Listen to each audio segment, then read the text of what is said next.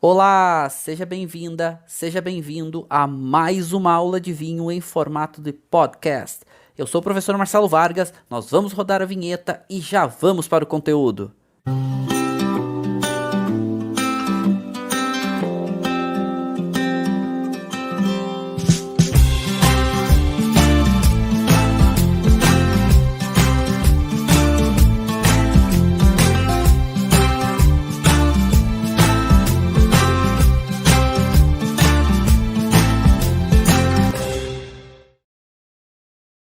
Vamos desbravar hoje o maravilhoso mundo da uva Cabernet Sauvignon, a variedade vinífera mais plantada do mundo, responsável por alguns dos melhores e mais prestigiados vinhos do mundo e que em breve, deve perder o posto de primeiro colocado, ou da primeira colocada, a uva mais plantada. Para quem? Por quê? Vamos entender tudo isso agora, mas ela ainda é a mais plantada. E foi uma surpresa, vou tomar um gole d'água aqui, ó. Mas foi uma surpresa quando ela atingiu a primeira colocação, porque não era esperado. Não era esperado. Eu lembro quando saíram as pesquisas mostrando que a Cabernet Sauvignon era a uva vinífera mais plantada, foi meio que assim, poxa vida, ela é a primeira colocada? Por que isso? Porque ela é uma uva muito aceita. Ela é uma uva muito... Ela tem direcionamento, mas ela tem uma boa capacidade de expressar as características do lugar, mas principalmente de expressar as técnicas de vinificação.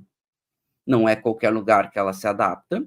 Inclusive, essa foto aqui é num dos vinhedos mais icônicos, né, mais prestigiados de Cabernet Sauvignon, lá em Bordeaux, em Pauillac, na famosa margem esquerda de Bordeaux, aonde a gente tem alguns dos chateaus mais prestigiados para os vinhos com Cabernet Sauvignon do mundo. E a gente vê que ela é esse vinhedo já dá para a gente ter algumas noções, como por exemplo, ela é uma variedade que ela é bastante vigorosa, ela é uma variedade que não gosta de umidade, ela é uma variedade que precisa de um ciclo um pouquinho mais longo de amadurecimento. Não é qualquer lugar que essa uva se dá bem. Tanto que lá em Bordeaux, ela consegue maturar bem, ela consegue gerar bons e grandes vinhos em algumas áreas bem específicas de Bordeaux, como é o caso aqui de Pauillac, como é o caso de algumas dos vilarejos que a gente tem ali na margem esquerda, né, como São Steph, como o Margaux, como a gente, né, pega o Medoc como um todo, tem algumas áreas, depois a gente desce para Grave, a gente tem mais algumas áreas, então tem algumas áreas ali aonde ela vai bem. Mas por que a grande referência dela é Cabernet Sauvignon? Ou por que a grande referência de Cabernet Sauvignon é Bordeaux? Isso tudo a gente começa a entender agora, porque os estilos de vinho que Cabernet Sauvignon gera podem ser variados, mas tem um grande direcionamento. Inclusive, esses estilos e essas características sensoriais dos vinhos de Cabernet Sauvignon, ficam dois livros aqui bem interessantes, um pouco mais técnico, o outro um pouco mais intermediário. São dois livros que são escritos ou coordenados pela Jancis Robson. Então tem Wine Grapes, que é um projeto da Jancis com a Julia Harding, e depois entrou, né, o professor, pesquisador, o geneticista, especialista em DNA, José Voilemort, e ele é um dos caras que melhor entende sobre evolução genética e pesquisa genética de variedades viníferas. Então, foi um avanço muito grande quando ele entrou para ajudar nas publicações do Wine Grapes. E esse livro só tem em inglês, ele é técnico, mas é muito bom. É o melhor livro que a gente tem sobre variedades viníferas do mundo, tá? Wine Grapes. E depois tem um outro livro que seguidamente está esgotado, tem que acompanhar pela internet quando tem novas edições, que também é da James Robson, que se chama Como Degustar Vinhos. Mas, dentro de alguns capítulos, são dedicados ou têm informações relacionadas às variedades e os estilos e os perfis sensoriais que essas variedades geram. Tem um capítulo bem interessante sobre Cabernet Sauvignon, também, no Como Degustar Vinho.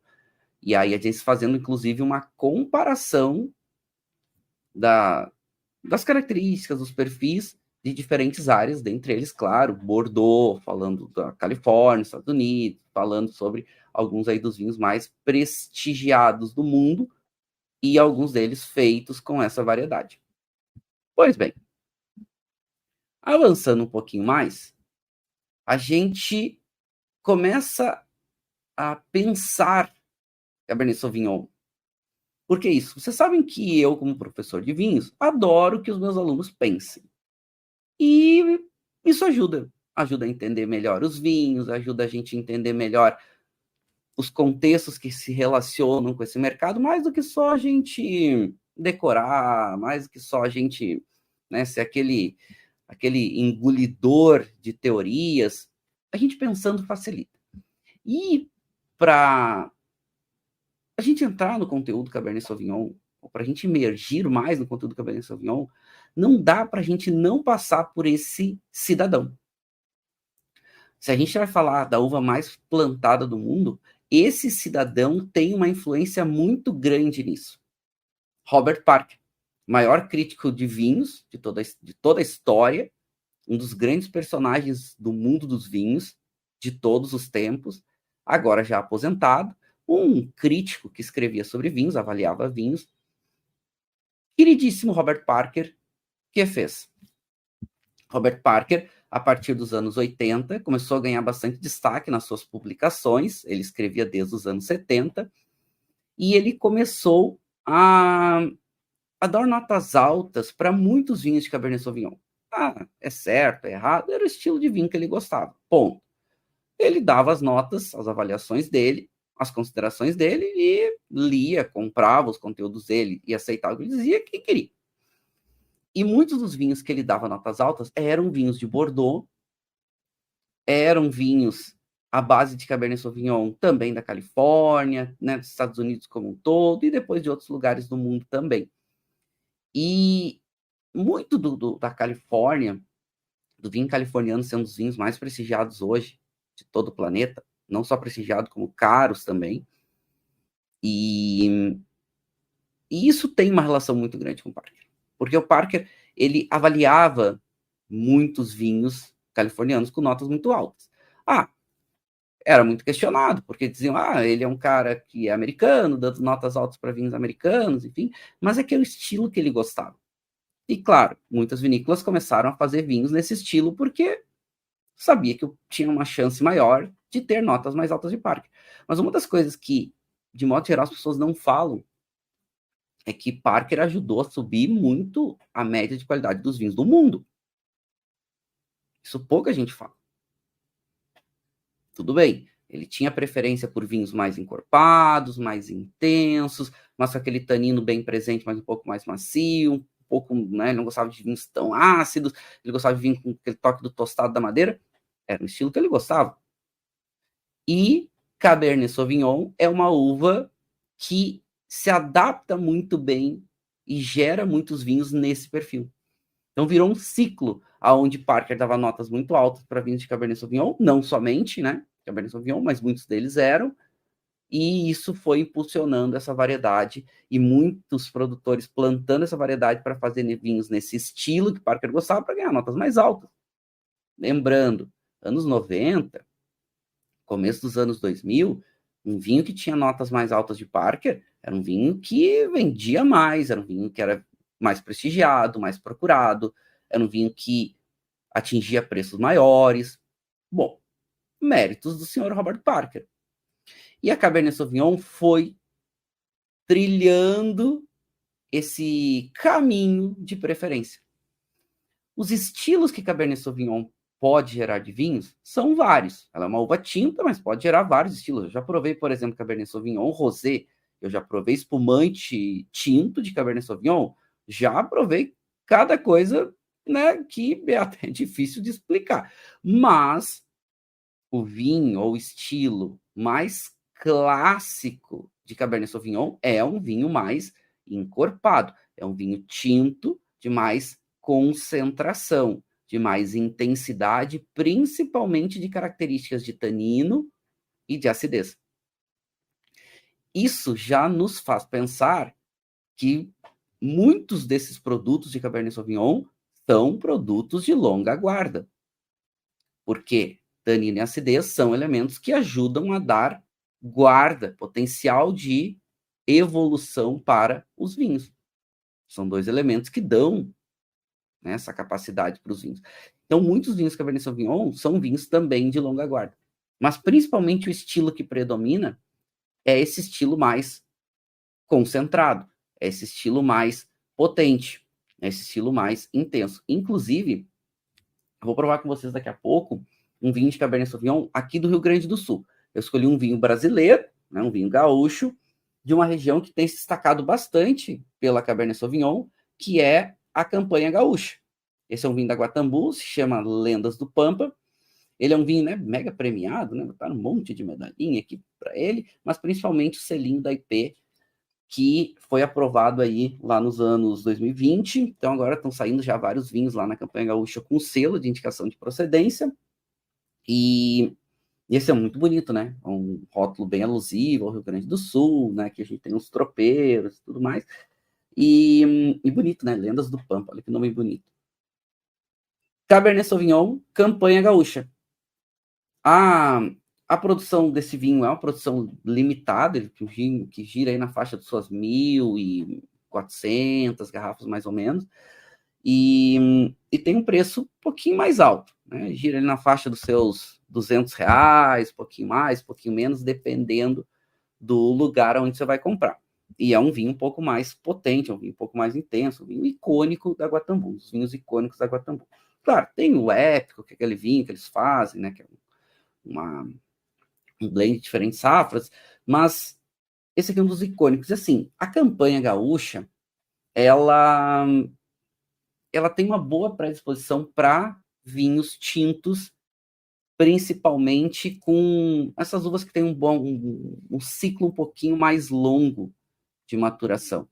E Cabernet Sauvignon é uma das variedades que vem se desenvolvendo bem lá. E gera vinhos, inclusive eu servi uma dose aqui no Coravinho, ó, gera vinhos. Eu não tirei a rolha, porque eu não vou tomar ele todo, né? Mas podem ver que tem uma dose aqui, ó. Tá vendo que tem uma dose? Ó, opa, aqui, ó. Tá vendo que tem um pouquinho menos, ó, aqui onde tá a garrafinha, ó.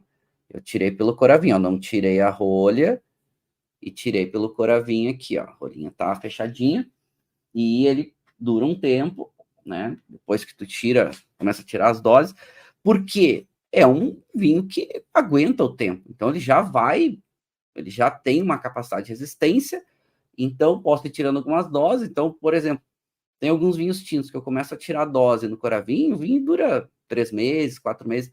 Cabernet Sauvignon, esse aqui eu já tirei dose dele há coisa de mais ou menos uns 5, 6 meses atrás. Tirei outra dose agora para aula e assim, vinho perfeito, tá? Tá intacto, né? Então, pô, já quase 6 meses aí que eu já comecei a tirar algumas doses. Isso por quê? Porque aqui a gente tem um vinho potente. Cabernet Sauvignon é uma uva que gera vinhos potentes. Então a gente já vai degustar daqui a pouquinho para entender também sensorialmente essa intensidade de Cabernet Sauvignon, né? Essa robustez, essa estrutura dos vinhos de Cabernet Sauvignon, que é um dos seus grandes destaques. Mas avançando um pouquinho mais, a gente dá um embasamento teórico, a gente tem alguns momentos na história muito importantes que também foram impulsionando esse protagonismo da Cabernet Sauvignon. Um desses momentos foi o Berlin Tasting, em 2004, aonde colocaram vinhos chilenos à base de Cabernet Sauvignon contra vinhos de Cabernet Sauvignon referências em outros lugares do mundo, principalmente da França, também da Itália e outros lugares. E os vinhos chilenos acabaram nessa degustação do Berlin Tasting, acabaram ganhando. Mas chamou muita atenção porque era uma competição entre grandes vinhos, era degustação às cegas, reuniram dezenas de críticos lá em Berlim, na Alemanha, por isso se chamou Berlin Tasting, que provou, comparou diferentes vinhos com Cabernet Sauvignon. Claro, foi um evento organizado pelos chilenos, né, pelo Eduardo Chadwick, da Errázuriz, da Vina, né, e Bodega Errázuriz, e bom, ganhou. Eles ganharam, os chilenos ganharam. Mas também ajudou a trazer um destaque maior para Cabernet Sauvignon. No começo dos anos 2000, muita repercussão, eram grandes vinhos. Poxa, vamos fazer uma degustação comparativa de Cabernet Sauvignon de diferentes lugares do mundo. E a ideia era exatamente replicar um pouco do que tinha sido o julgamento de Paris. E até nessa degustação, eles compararam, né? Errázuriz, Dom Maximiliano, o Senha e o Chadwick, com vinhos de Bordeaux, grandes vinhos de Bordeaux, né, com Solaia, com Sassicaia, da Itália, que são, né, dois icônicos vinhos à base de Cabernet Sauvignon, muito famosos também, e acabou os vinhos chilenos ganhando. Depois até fizeram mais, chegou a 10 edições dessa degustação, teve no Brasil também, e a ideia era exatamente comparar cabernets de alta qualidade no mundo, organizado pelos chilenos que seguidamente ganhavam, enfim. Mas isso também ajudou a dar uma repercussão, dar um impulsionamento muito forte. Então a gente vê hoje que Cabernet Sauvignon é oficialmente a uva vinífera mais plantada do mundo. Ela quase dobrou sua área de vinhedo, se a gente comparar os anos 2000 com os anos 2016. É uma uva muito aceita pelo consumidor. O consumidor gosta muito. E faz parte do corte de uvas tintas mais famoso do mundo, que é o corte bordalês. E ela é uma uva originária de Bordeaux. Claro, a segunda uva mais plantada é a companheira quase inseparável da Cabernet Sauvignon, que é a Merlot.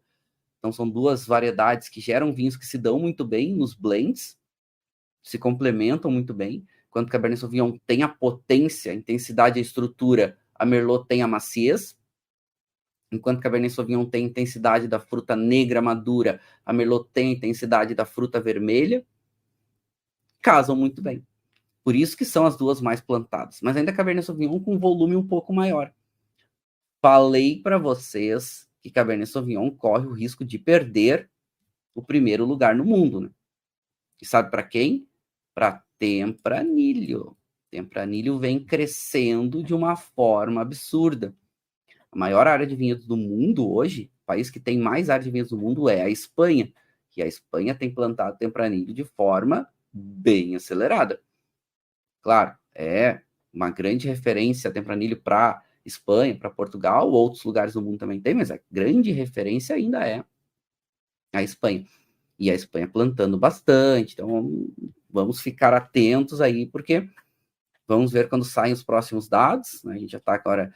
A última informação saiu nos anos 2000, a publicação do Dr. Kim Anderson sobre as áreas de vinhedos no mundo. E provavelmente a gente deva ter ainda nessa década mais alguma publicação e vamos monitorar, a OIV também deve publicar alguma coisa em breve, vamos monitorar como serão essas áreas de vinhedo no mundo. A Cabernet Sauvignon vai perder o espaço dela. Porque esses grandes críticos que escreveram sobre Cabernet Sauvignon também tiveram um impulsionamento no passado.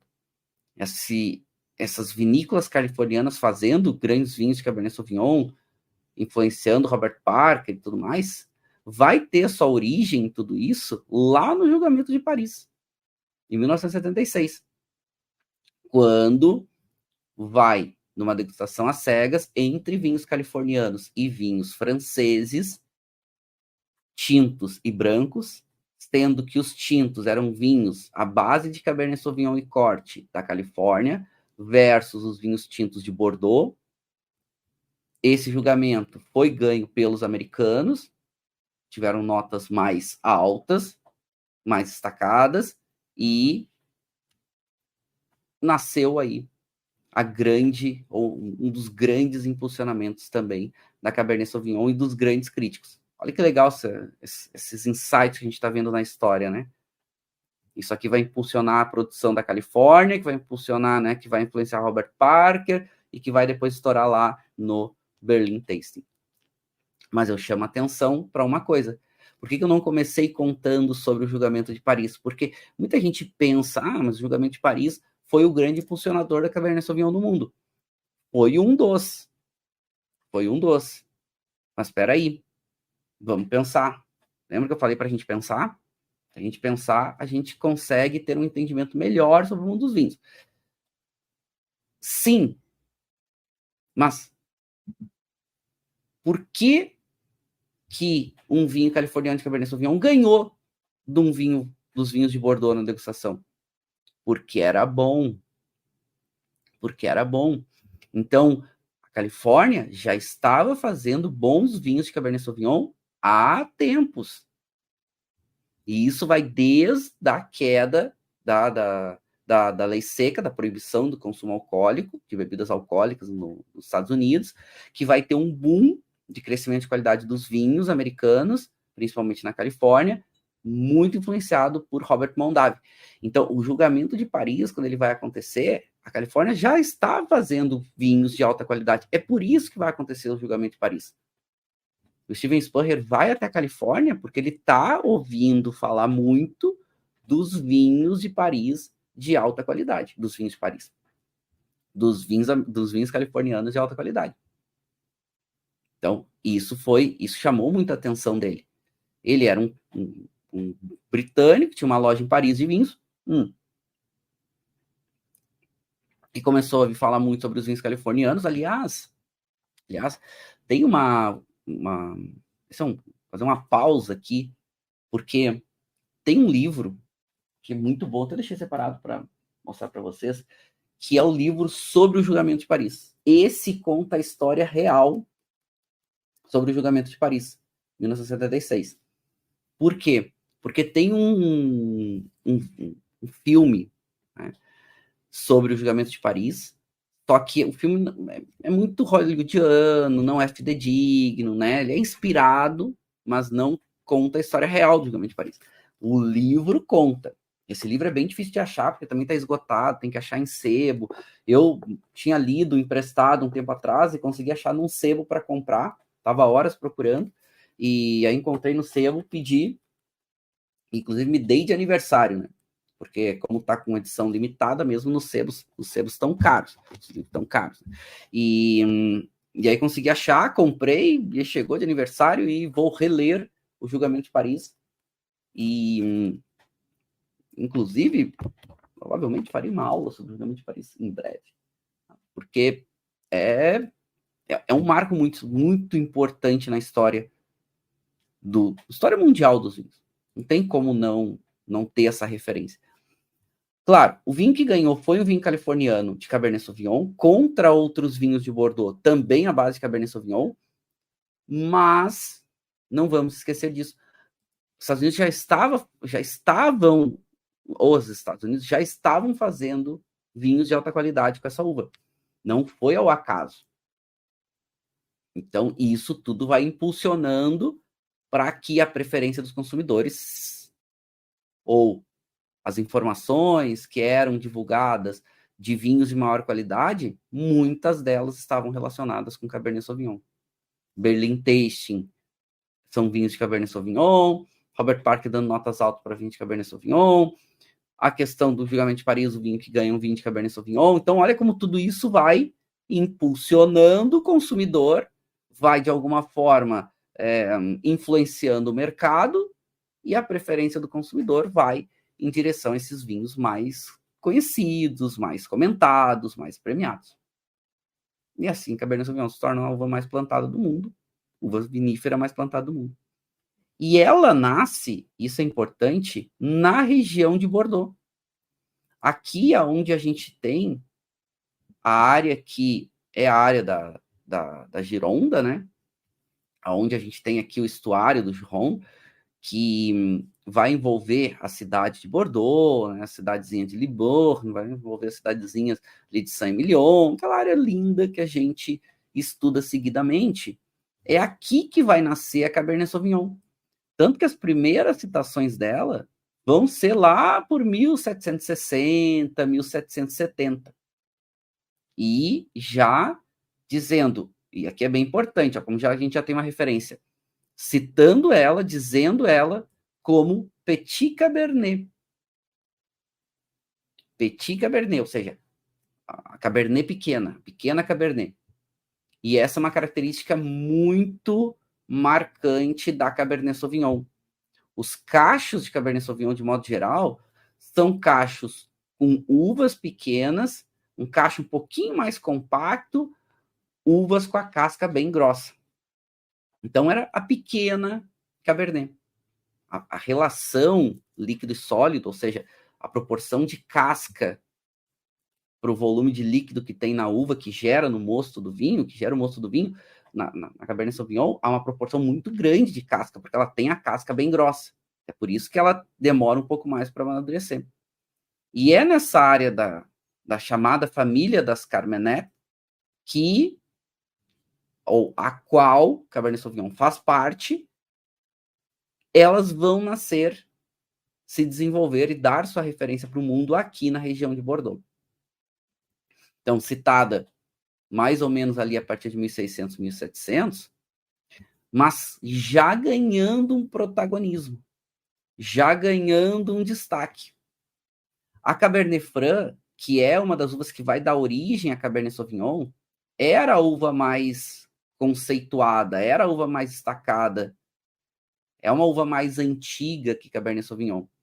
E era a referência. Tanto que quando surge as primeiras citações de Cabernet Sauvignon, ela tem algumas citações até de sinônimos meio parecidos entre elas, entre Cabernet Sauvignon, entre Cabernet Franc, entre a própria Carmener. Então, alguns sinônimos de Cabernet Sauvignon, quando ela começou a surgir, era Cabernet, Carmener, ou somente Cabernet, muitas vezes confundida Cabernet Sauvignon com Cabernet Franc. Isso aconteceu em vários lugares, não só aqui onde ela nasce, em Bordeaux, mas também na Itália, lá no Friuli, durante um bom tempo confundiram as duas variedades. Então ela vai ganhar essa citação, ela vai ganhar essa referência, ou seja, ela começa a ser citada ali em 1600, 1700, mas é a partir do século XVIII que ela vai começar a realmente ganhar um protagonismo em alguns lugares. Grande referência à região onde ela nasce. A região do Gironde, da estuário, né? O famoso estuário do Gironde. É a região de Bordeaux, na área de Bordeaux. Ok. Em que área foi que ela nasceu especificamente? Isso ainda tem uma pequena discussão, né, entre ali a área de Bordeaux, a área do Sudoeste, mas foi por ali. Então, hoje o que é aceito, inclusive citado pela James Robson Wine Grapes, é que ela nasceu na região, né, de Bordeaux, em alguma daquelas áreas. E começou a ser cultivada ali, começou a ser muito utilizada nos cortes e nos cortes de Bordeaux, porque ela é uma uva nativa da região, se desenvolveu na região, e mais do que isso, dentre tantas uvas que passaram por Bordeaux, essa foi uma variedade que se adaptou muito bem. Por isso ela era escolhida para muitos lugares. A origem dela é um cruzamento natural entre a Cabernet Franc e a Sauvignon Blanc, um cruzamento natural que vai dar origem, então, à Cabernet Sauvignon. Ela é mais intensa em características do que a Cabernet Franc. A Cabernet Franc é um pouco menos intenso, mas se a gente pegar assim, a Cabernet Franc também vai dar origem a Merlot depois, né? Então, se a gente pegar das três, que são as três uvas mais plantadas, tintas de Bordeaux, Cabernet Sauvignon, Merlot e Cabernet Franc, Merlot é a mais macia, Cabernet Franc é a intermediária em intensidade de características, Cabernet Sauvignon é a mais potente dessas três. Por isso que, inclusive, o corte bordalês envolve essas três uvas. Outras também, mas essas três acabam sendo as principais. Claro, Cabernet Sauvignon e Merlot, muito plantada no mundo, exatamente por esse contraponto de intensidade e maciez, e se dão muito bem. Se a gente der uma olhadinha nas variedades de Bordeaux, Cabernet Sauvignon, ela está presente em alguns dos mais prestigiados vinhos de Bordeaux, mas ela não é a mais plantada. A uva mais plantada é a Merlot, com quase 66%, porque Cabernet Sauvignon é tardia, é uma uva difícil de amadurecer. Então, não é qualquer lugar que ela amadurece bem. Não é qualquer lugar. Tem lugares que ela consegue, tem lugares que não. Por exemplo, a gente vai falar daqui a pouquinho da Serra Gaúcha. A Serra Gaúcha planta bastante a Cabernet Sauvignon, mas não é um lugar mais adequado. Esses últimos anos, com essa questão de anos um pouco mais secos e mais quentes, ela até tem uma melhor adaptação, mas não é a uva que melhor se adapta à Serra Gaúcha. A Serra Gaúcha é muito úmida, os solos da Serra Gaúcha são solos à base, principalmente de argila, que retém muita umidade, gera muito fungo. Esses fungos, o Cabernet Sauvignon é um pouco mais suscetível a fungos, principalmente esses fungos que atacam o caule, né, da parte lenhosa, parte de madeira ali da videira. É um desafio. Mas mesmo para Bordeaux, em muitos lugares onde ela é plantada, a Cabernet Sauvignon, vê que ela só tem 22% das uvas tintas, e em muitos lugares onde ela é plantada, é difícil. Ela também tem um pouco de dificuldade de amadurecer. E Bordeaux também é úmido. Alguns locais onde tem um solo mais pedregoso, solo mais arenoso, solos que retêm menos a umidade, onde eles drenam melhor a água, que ela consegue vir, e não é todos os anos que ela vem, mesmo nesses lugares específicos, que ela vem bem, porque ela não gosta de umidade. Ela precisa de calor, e ela precisa ter o ciclo dela bem desenvolvido, bem adequado para ela conseguir maturar adequadamente. É uma uva difícil. Eles ficam pensando, poxa, mas por que é tão plantada se ela é uma uva difícil? Porque os consumidores queriam, porque os consumidores aceitavam bem os vinhos de Cabernet Sauvignon. Por isso ela se tornou tão plantada. Porque era mais fácil de vender. Então, pensa que uma vinícola colocava seu vinho de Cabernet Sauvignon porque os consumidores queriam, pediam, compravam pela uva. Mesmo que o vinho daqui a pouco não fosse tudo isso, mas compravam pela uva e queriam um vinho de Cabernet Sauvignon. Aqui até fiz um resuminho para vocês das 4 uvas principais do corte bordalês, todas elas da família das Carmenet, que nasce ali na região de Bordeaux. Só um pouquinho das características. Então, a Cabernet Sauvignon é aqui a uva da estrutura, da potência. Merlot é a uva da maciez, enquanto a Cabernet Franc é a uva dos aromas, é a uva do toque terroso, é a uva do toque floral. E a Petit Verdot é mais potente ainda, Petit Verdot em pequenas quantidades. Poucas áreas em Bordeaux que tem Petit Verdot, ela é até mais intensa, ela é um pouco mais rústica até que a Cabernet Sauvignon, mas a grande uva dos vinhos de guarda de Bordeaux é a Cabernet Sauvignon. E isso a gente vai ver daqui a pouco, por causa do seu perfil de estrutura e características, seu perfil sensorial. Mais uma referência interessante para pensarmos. Esse gráfico, ele é um gráfico que mostra a adaptação das variedades, algumas das principais variedades do mundo, tanto tintas quanto brancas, em locais mais frescos a locais mais quentes. Percebam aqui que, por exemplo, a Cabernet Franc, ela é uma uva que ela consegue se adaptar em locais mais temperados, com temperaturas um pouco mais amenas. A Cabernet Sauvignon não. A Cabernet Sauvignon já precisa de um clima aquecido para um clima quente. Senão ela não amadurece bem. Então, a Cabernet Sauvignon, ela é uma uva de locais mais ensolarados e mais secos. De novo, né? Tá, mas na Serra Gaúcha plantam bastante. Sim, mas não é o local mais adequado. Plantam e sofrem muitos anos porque não conseguem amadurecer bem. E isso acontece em outros lugares no mundo onde se plantam a Cabernet Sauvignon.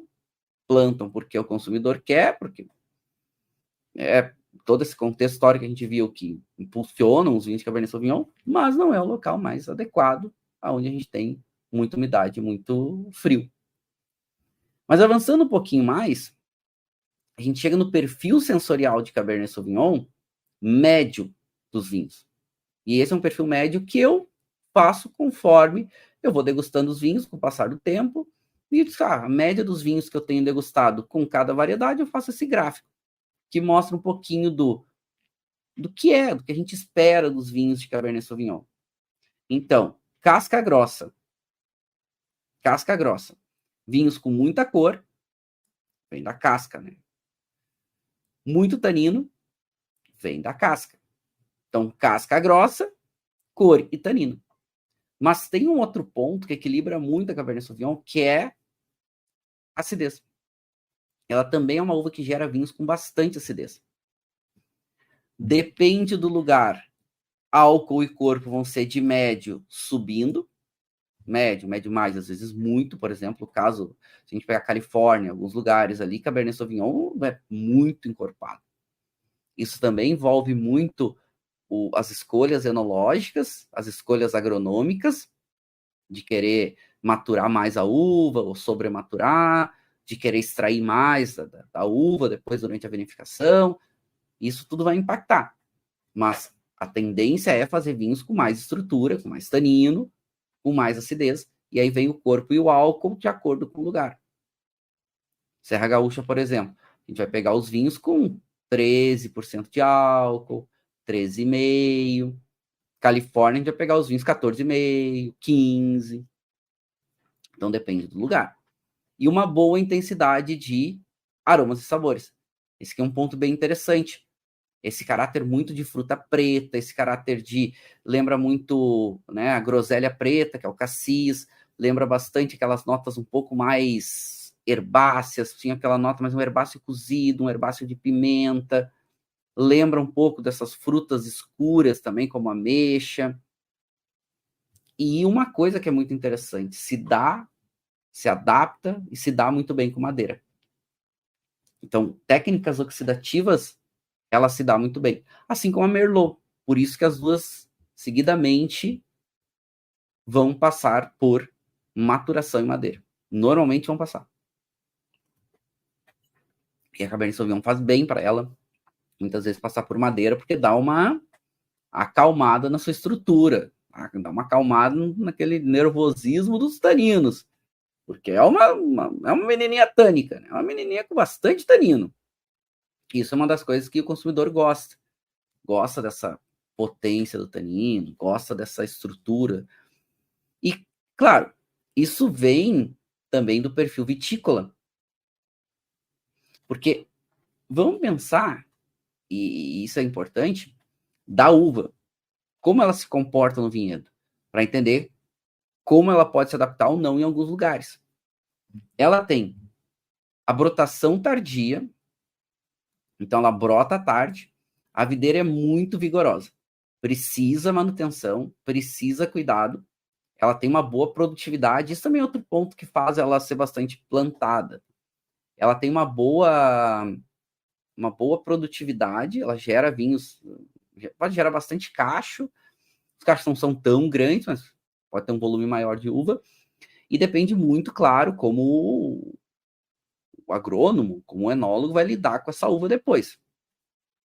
Os cachos são pequenos e a casca é grossa, por isso que a gente está vendo aqui nessa casca bem grossa, tanto que ela tem uma coloração, um azul bem escuro, assim, um azul, quase aquele azul, né, azul noite, aquele azul que vai ganhando uma nota, puxando quase para um púrpura, assim, bem intenso, que a casca dela é bem grossa, difícil de ver a uva, né, porque a casca vê dentro, vê através da casca é muito difícil, porque é uma casca bastante grossa, bastante tânica. Então, para conseguir amadurecer bem essa casca grossa, precisa de locais um pouquinho mais secos e quentes. Não gosta de solo úmido. Solo úmido é aquele solo que retém a umidade. Solo, por exemplo, de argila, solo de muita presença de calcário. Esses solos retêm muita umidade. Ela gosta de solo mais bem drenado. Né? Areia drena bem, os pedregulhos, né, drenam bem. Ela se dá muito bem em solos pedregosos. E também tem a questão das doenças fúngicas que atacam muito a estrutura lenhosa dela. Então, ataca muito facilmente e aí mata, muitas vezes, a videira. Então, realmente, locais úmidos não é o local mais adequado para ela. Mas quando encontra os locais adequados, pode fazer esses vinhos aí muito intensos e muito concentrados e que normalmente vão ter passagem por madeira. O corte clássico que a gente falou da Merlot com a Cabernet Sauvignon acontece exatamente que a Merlot pode dar uma amaciada nessa intensidade, nessa potência da Cabernet Sauvignon. E muitas vezes a Merlot ela entra exatamente para isso, para dar uma acalmada na potência, para dar uma acalmada na concentração de Cabernet Sauvignon. Porque senão os vinhos acabam que, quando jovens, eles são muito difíceis de serem consumidos. Principalmente por causa de muito tanino, por causa de muita acidez. Então, quando jovens, os vinhos de Cabernet Sauvignon, eles são muito duros. Difícil de tomar. A astringência marca muito. Então, coloca um pouco de Merlot para dar uma acalmada nisso, já que a Merlot tem menos acidez e tem menos tanino, de modo geral. E uma outra técnica muito utilizada é a madeira. Porque a madeira também, com o seu processo de microoxigenação, ela faz isso de dar uma acalmada também na estrutura tânica. E claro, se vai usar madeira nova, se vai usar madeira usada, aí depende de cada produtor, mas a madeira nova também tem a questão de aportar aromas da tosta, aromas da madeira, e que pode deixar os vinhos mais interessantes. Isso é muito comum em vinhos de Cabernet Sauvignon, os aromas secundários, que são os aromas da madeira. Bem comum. Isso vem muito inspirado em Bordeaux. Bordeaux usa aquela clássica barriga, aquela barrica bordalesa, que é aquela barrica de 225 litros, muitas vezes nova, e com uma tosta um pouquinho mais marcada, mais evidente, que passa isso para os vinhos. Então, a madeira, além de amaciar a Cabernet Sauvignon, pode aportar aromas e sabores também. Muitas vezes os vinhos de Cabernet Sauvignon têm, tá? Tem esse aroma tostado mais evidente. E um pouquinho dos perfis, então, aromáticos, porque vai depender muito da onde a Cabernet Sauvignon está plantada. Em climas mais aquecidos, intermediários para aquecidos, ela muitas vezes pode ter esse toque de fruta vermelha, pode ter um pouco menos de corpo e esse aroma de groselha e de cassis. Em climas mais quentes, aí já o toque da fruta mais madura, ganha aquele caráter de frutas negras, ganha aquele aroma que muitas vezes tem aquele toque daquele herbal um pouquinho mais seco, daquele herbal mais de erva, às vezes daquela pimenta seca, às vezes daquela pimenta cozida, e quando passa por madeira, aí vem aqueles aromas da madeira que podem complementar muito bem da tosta, às vezes um aroma meio um defumado, um aroma meio de um caramelo, um toquezinho da baunilha, um toquezinho especiado, que a madeira pode aportar. Então, esse também é um destaque de Cabernet Sauvignon, essa boa capacidade de expressar suas características. Tem uma coisa interessante que, mesmo quando o Cabernet Sauvignon é plantado em volumes maiores, que ela consegue amadurecer bem, ela expressa um pouco dessas suas características, claro que de acordo com cada local, e isso é algo positivo, já que ela pode ser uma uva mais produtiva. Então, ela não é fácil de se lidar, mas ela também pode fazer vinhos de maior volume. Não é fácil. Chile faz bastante isso. Ela é a uva mais plantada do Chile, não é porque faz os grandes vinhos chilenos, porque também faz bastante vinho de volume. Chile é um local mais quente, mais seco, e ela se adapta muito bem, tanto que ela é a uva principal do Chile. Chile não dá para a gente dizer que tem uma uva emblemática, mas se a gente tivesse que apontar uma uva de maior protagonismo no Chile, seria Cabernet Sauvignon. Exatamente pelo lugar, ela se adapta muito bem àquele lugar. E se a gente tivesse que citar no mundo quais são os lugares aonde Cabernet Sauvignon é protagonista, 2 lugares são obrigatórios. Porque esses lugares, eles são meio antagonistas, eles são meio que a referência de Cabernet Sauvignon para o mundo. Primeiro, Bordeaux, sem sombra nenhuma de dúvida. Bordeaux na França, então, a França. E depois a Califórnia, nos Estados Unidos. Califórnia, os vinhos californianos, todo esse destaque dos vinhos californianos vem daquele histórico que a gente viu agora de primeiro, Julgamento de Paris, Robert Parker, né? Depois vem a onda dos cult wines, depois o Robert Parker, né? Muitos desses vinhos são hoje os mais caros do mundo, são vinhos de pequenos produtores dos Estados Unidos, muito da Califórnia, mas, né, então, Scream Eagle, né, são as grandes referências aí. A gente tem alguns produtores bem icônicos, daqui a pouco eu mostro alguns para vocês, puxa Cabernet Sauvignon na Califórnia. A Califórnia ganha referência de ser o contraponto de Bordeaux. Bordeaux fazendo um vinho mais tânico, um vinho mais ácido, um vinho um pouco menos frutado, um vinho um pouco mais etéreo, enquanto a Califórnia fazendo vinhos mais encorpados, vinhos com um pouco menos de acidez, muita fruta, muito caráter da fruta negra, vinhos com principalmente aquelas uvas de sobrematuração, potentes, mais encorpados, enquanto Bordeaux com aquela estrutura tânica, aquela acidez um pouco mais marcada. Dois perfis que o mundo se inspira. O mundo tem uma inspiração. Claro, a gente tem Cabernet Sauvignon na Nova Zelândia, a gente tem algumas áreas muito importantes de Cabernet Sauvignon na Austrália, né? Tanto Margaret River quanto Coonawarra. Coonawarra tem vinhas velhas de Cabernet Sauvignon incríveis, já vinhas centenárias de Cabernet Sauvignon incríveis. Na África do Sul tem vinhos muito bons, muito interessantes, né? A gente tem na própria Itália, a gente tem na Espanha, a gente tem, bom, Portugal, no Brasil, falar um pouquinho, né? A gente tem aqui na Serra Gaúcha, mas principalmente na Campanha Gaúcha, alguma coisa em Campos de Cima da Serra, Chile, Argentina, o mundo inteiro. Ela é a uva mais plantada, ela é a uva mais referenciada, então plantar Cabernet Sauvignon não é que seja um sinônimo de que vai vender, mas tem uma boa aceitação do consumidor.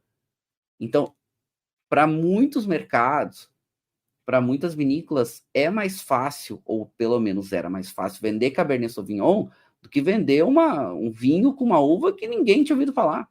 Tá? Tu quer um vinho de Cabernet Sauvignon, tu quer um vinho de uma uva chamada Lágrima de Morro d'Alba. Uma uva chamada Lágrima, mas nunca ouvi falar isso, da onde? O que essa uva faz da vida? Né? É a família dessa uva aí. Então, o consumidor queria Cabernet Sauvignon. Claro, não dá para a gente não falar que tudo isso nasce aqui, nasce em Bordeaux. E a área onde ela vai ter esse seu maior protagonismo é aqui no Médoc. Principalmente nessas comunas mais próximas aqui ao estuário do Gironde, principalmente aqui em Saint-Estèphe, em Pauillac, Saint-Julien, Margaux. São essas comunas aqui que vão ter um afloramento no solo maior de pedra, de areia, né? E quando tem areia, e às vezes quando tem argila também bem pedregoso, que a Cabernet Sauvignon consegue amadurecer um pouco melhor. Aqui a gente tem a floresta de Land, né, que protege um pouco dessa chuva que entra aqui do Oceano Atlântico, mas mesmo assim ainda é bem úmido. Então, precisa ter aqueles locais melhores para que a Cabernet consiga ter o seu ciclo bem adequado para fazer uns vinhos interessantes. Não é só porque é de Bordeaux que é bom, né? Bem pelo contrário. Tem muita caieira em Bordeaux. Estava em Bordeaux agora no passado, tem muita caieira lá. E tem muito vinho bom também. E o vinho bom é caro. Mas é uma marca muito forte, né? A marca Bordeaux é uma marca muito forte. Então, mesmo as caeiras, às vezes, custam caro. E Cabernet Sauvignon, dificilmente em Bordeaux vai para os vinhos caieira. Porque é uma uva difícil. Então, é a uva que é mais difícil de amadurecer, vai normalmente para os vinhos melhores, em áreas específicas. Tanto que a gente pegar a margem esquerda aqui, poucas áreas tem alguma coisa de Cabernet Sauvignon. Tem, mas pouco. Que a gente vai ter que é mais Merlot, que tem um ciclo mais curto para intermediário, né? Intermediário para curto, meio menor que o ciclo de Cabernet Sauvignon, amadurece antes, colhe antes, e Cabernet Franc é um ciclo mais intermediário também. É um ciclo menor que o ciclo de Cabernet Sauvignon. Então, O corte clássico bordalês é isso, né? Essas 3 uvas principalmente, Cabernet Sauvignon, Merlot e Cabernet Franc. Falei da margem esquerda, e aqui a gente entende também um pouco desse grande protagonismo da Cabernet Sauvignon. Porque dos vinhos da classificação mais histórica e prestigiada de Bordeaux, que é a classificação dos Grand Cru Classé de 1855, desses vinhos que têm e que atingem a classificação de Premier Grand Cru Classé de 1855, que são 5 vinhos, são 5 chateaus, na verdade, esses chateaus têm destaque a uva Cabernet Sauvignon. Lafite, Latour, Margaux, Mouton Rothschild e o Brion são 5 Premier Grand Cru Classé de 1855 e todos eles têm um destaque muito grande para a Cabernet Sauvignon. Ok, o corte, a quantidade de Cabernet Sauvignon que vai cada ano depende da safra, depende muito da safra. A gente tem acompanhado ultimamente de safras um pouco mais intensas, mais robustas, até com uma qualidade média maior, mas volumes um pouco menores. Os problemas aí no período de floração, até de brotação. Então, os volumes de Bordeaux têm diminuído, a qualidade média tem subido, mas os preços sobem também, né? Então, também por isso, vamos pensar que esses grandes vinhos, as grandes referências, eles acabam tendo Cabernet Sauvignon como protagonista. E aí, o antagônico dele, que são os vinhos da margem direita, a gente vai ter ali Petrus, claro, os vinhos Pomerol, a gente vai ter ali os vinhos com uma boa concentração de Merlot, que é a uva protagonista do Pomerol, na própria área ali de Saint-Emilion, né, os vinhos de maior referência, os Cheval Blanc, que ainda tem um destaque um pouquinho maior para Cabernet Franc, mas a gente pegar Chateau Angelus, a gente pegar Chateau Pavie, a gente pegar esses caras que são muito bons, o destaque ainda é para Merlot. Mas esses chateaus são muito referenciados, mas ainda tem uma referência menor do que os Grand Cru Classé de 1855, que o protagonismo é Cabernet Sauvignon. Por isso que muitas vezes a gente ouve falar dos melhores, entre aspas, os melhores vinhos de Bordeaux serem vinhos com Cabernet Sauvignon. É difícil de falar isso, mas eu entendo quem fala no sentido do que ele está tentando dizer, o entendimento é meio errado, né? Mas por quê? Muitos desses grandes vinhos, o protagonista ou a protagonista é a Cabernet Sauvignon. Ok, são vinhos de longa guarda, muito potentes, muito intensos, mas, né, é uma referência. Bom, na Califórnia, lá nos Estados Unidos, é um contraponto importante, é uma área bastante quente, é uma área onde Cabernet Sauvignon ganha potência, ganha intensidade. Essas áreas, principalmente Napa Valley, a gente tem muitos distritos aqui, né, muito aclamados, né? Se a gente pegar tanto Oakville, Rutherford, são áreas de muito prestígio para Cabernet Sauvignon, né? São áreas muito prestigiadas, né? São áreas muito destacadas, né? São áreas de muita valorização, né? De muito prestígio, né? São áreas bem famosas. Claro, todo Napa Valley, né? Se a gente pegar toda a área de Napa, é uma área bem famosa, tem vários distritos aqui bastante famosos, né? Desde Calistoga, né? Stag's Leap, e tem vários distritos aqui bem importantes. Mas Cabernet Sauvignons potentes, intensos, Cabernet Sauvignons muito mais encorpados, muito mais caráter da fruta, a madeira muito mais evidente, aquele toque secundário, tostado, foi um contraponto a Bordeaux. E que o mundo também se inspira. Claro, a gente pensa nesses caras icônicos aqui, como Robert Mondavi, a própria Stag's Leap Wine Cellar, que ganhou o Julgamento de Paris, né? Foi esse produtor que ganhou o Julgamento de Paris, com um vinho chamado SLV. Depois, o próprio Inglenuk, né? O produtor bem famoso, Chateau Montelena. Né? Então, a gente vê que esses nomes se tornaram muito caros. E tem uns até mais caros que eles, né? Os Cult Wine, tem alguns produtores ali que o preço dos vinhos simplesmente disparou a preços extremamente altos. Extremamente altos. Ok, Califórnia fez esse contraponto, preços muito caros, tem seu prestígio, tem o seu destaque, mas tem outro lugar no mundo que eu acho que vale a gente referenciar, que é a Austrália. A Austrália, duas áreas muito importantes de Cabernet Sauvignon. Claro, a gente tem Cabernet Sauvignon plantada em praticamente toda a Austrália, nas zonas, né, de produção, nas zonas vinícolas. Margaret River, aqui na costa oeste, e depois Coonawarra, aqui em South Australia, são duas áreas muito destacadas. É claro, a gente vai ter aqui na área de Adelaide Hills, na área de McLaren Vale, a gente tem várias áreas aqui muito importantes para Cabernet Sauvignon. A própria área de Yarra Valley, aqui a gente tem algumas áreas bem importantes também, mas principalmente eu referencio Coonawarra. Coonawarra, assim, bom, eu estava lá agora poucas semanas atrás. É impressionante os vinhos de Coonawarra. Lá tem aquele famoso solo de terra rossa, é um solo argiloso com presença de calcário, é um solo meio muito peculiar, mas tem muitas vinhas velhas que sim, são incríveis. Tem vinhas centenárias de Cabernet Sauvignon, um dos vinhos mais antigos Cabernet Sauvignon do mundo, são incríveis, incríveis. A gente tem vinhas velhas também lá em Adelaide Hills, né? A gente tem o famoso vinhedo da Penfolds. Agora, é impressionante o que o Coonawarra faz. Os vinhos de Coonawarra. Então, é um solo que dá mais estrutura, mas também mais acidez. O Coonawarra se beneficia um pouco das brisas frescas que entram aqui do oceano. A gente pega uma área com um oceano bastante frio, essa área que vem, essas correntes frias, que vem da Antártida, trazem bastante frescor, mas ainda assim são vinhos potentes, intensos, mas com muito sabor, com muito volume de boca, com muita intensidade, mas muito equilibrados.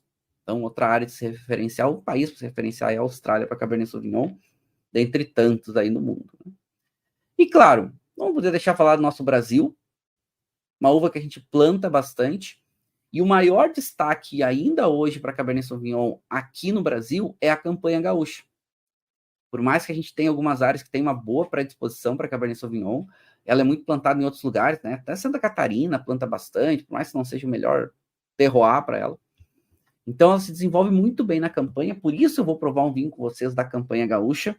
E eu trouxe esse gráfico aqui, que é uma pesquisa científica muito interessante feita pela Embrapa, com outros centros de pesquisas no mundo, mostrando um pouco da diferença do perfil sensorial dos vinhos da campanha gaúcha para os vinhos da Serra Gaúcha. E aqui mostrando os vinhos tintos. Então, uma média. Não é só a Cabernet Sauvignon, mas serve muito bem para Cabernet Sauvignon. O que a gente vê nos vinhos da campanha? Os vinhos da campanha geram vinhos com mais intensidade de fruta madura, gera vinhos com um pouco mais de álcool, com um pouco mais de corpo. Uma boa estrutura tânica, mas taninos não muito marcados, e uma acidez que segura o conjunto. Na Serra Gaúcha é diferente. A gente vai ter um pico de acidez, é uma região de mais altitude, é uma região um pouquinho mais úmida, é uma região um pouco mais fresca de modo geral. Tá bem, chove bastante também na campanha, mas a campanha tem menos altitude, a campanha tem mais insolação. E o perfil, então, esse pico de acidez que a gente tem nos vinhos da Serra Gaúcha é por causa do terroir.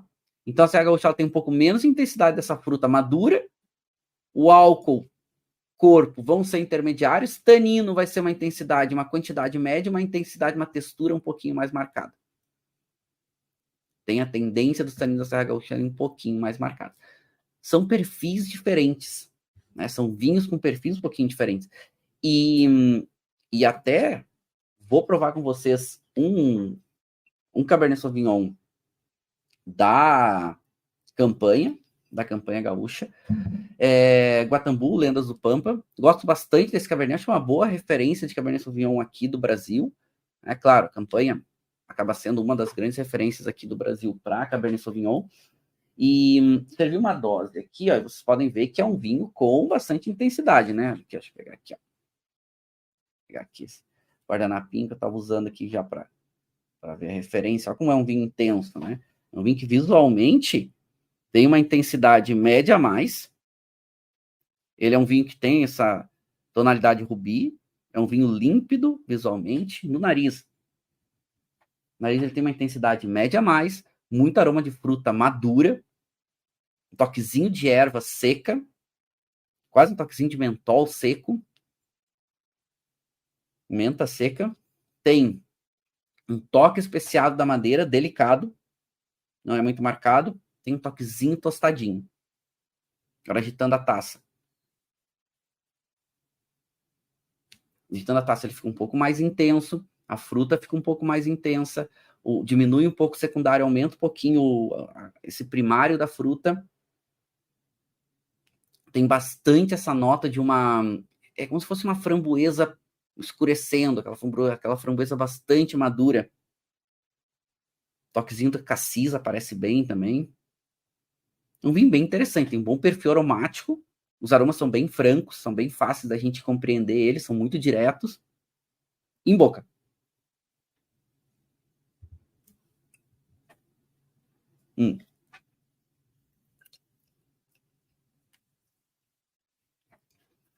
Primeiro gole, a gente assente. Tá? Volume de boca, intensidade de tanino, acidez, tensão ácida em boca. Um vinho que tem isso bem marcado, nessa textura tânica, esse corpo um pouquinho mais evidente. Vamos lá, tomar mais um gole agora avaliar.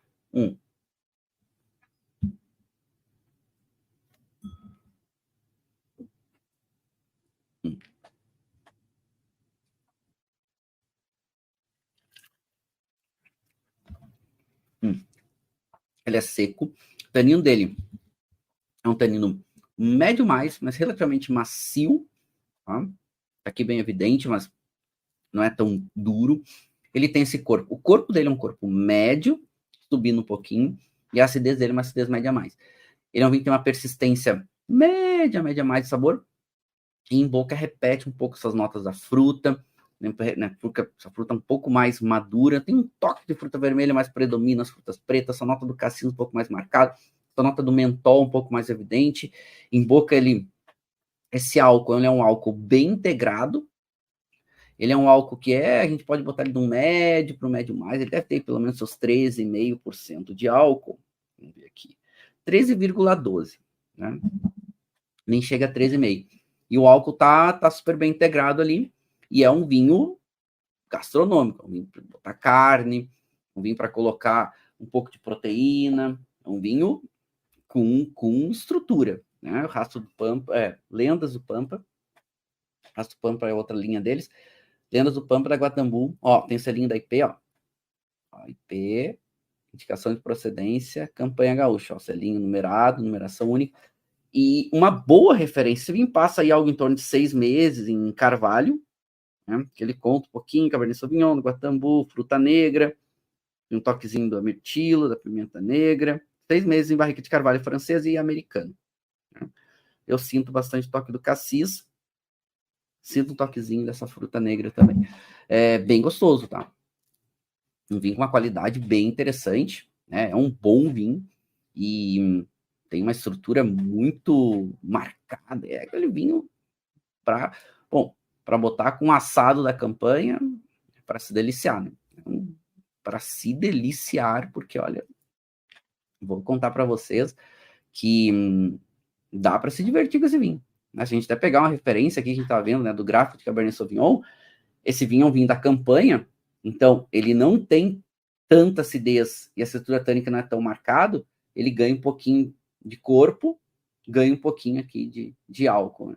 E claro, essa intensidade de cor também média mais. Então tá próximo, diminui um pouco a intensidade de tanino da acidez aqui, é um vinho 2021, então um vinho que já tem aí os seus 3 anos de vida, mas ainda com potencial de guarda por um tempo, viu? Tem um tempo pela frente aqui, o Lendas do Pampa 2021, da Guatambu, vinho bastante interessante.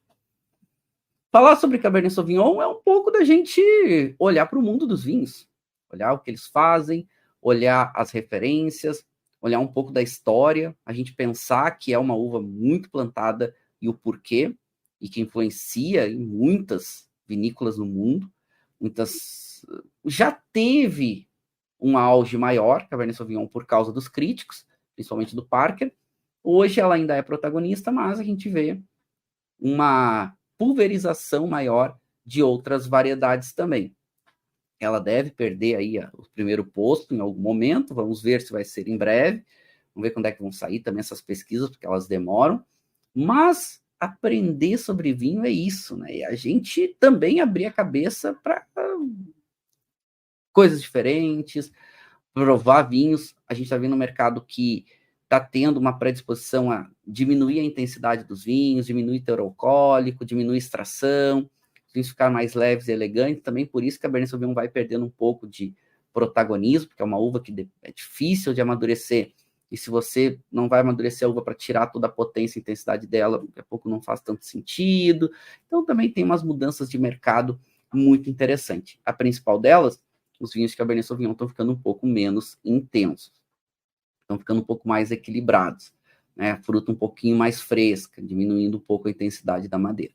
E eu gosto muito desse caminho que a gente está seguindo no mercado, né? E muitos produtores já se antecipando e fazendo vinhos cada vez mais frescos e mais leves.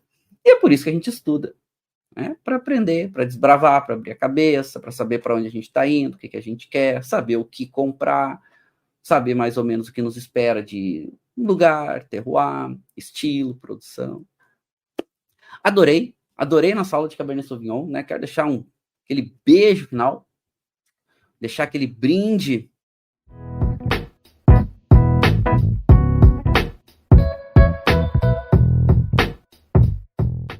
Você acabou de ouvir uma aula de vinhos do professor Marcelo Vargas, em formato de podcast.